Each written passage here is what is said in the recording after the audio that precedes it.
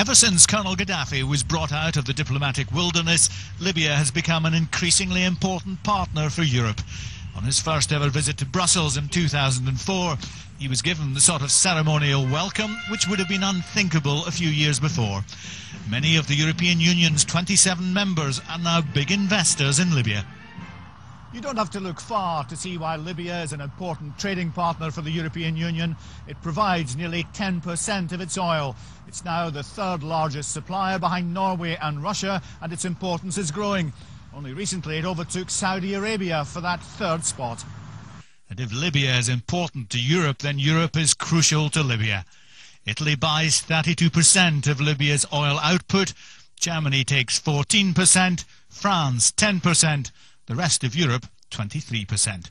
That means Europe takes a total of 79% of Libya's oil, by far its biggest customer. It was the decision of the United Nations to lift sanctions against Gaddafi's government that started the European rush. The former colonial power Italy was among the first to normalise relations. Others soon followed, attracted by the prospect of oil from a supplier close to Europe. Libya has the largest reserves of oil in Africa, and its deposits are relatively cheap to exploit. The release by Britain of the Lockerbie bomber was a sign of the UK's willingness to foster good relations with Gaddafi, even though it risked damaging ties with the United States.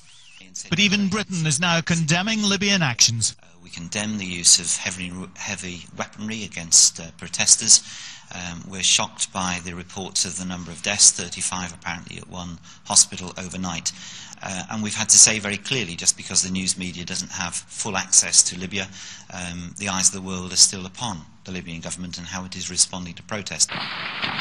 And as the crisis deepens, Europe is coming under increasing pressure to act.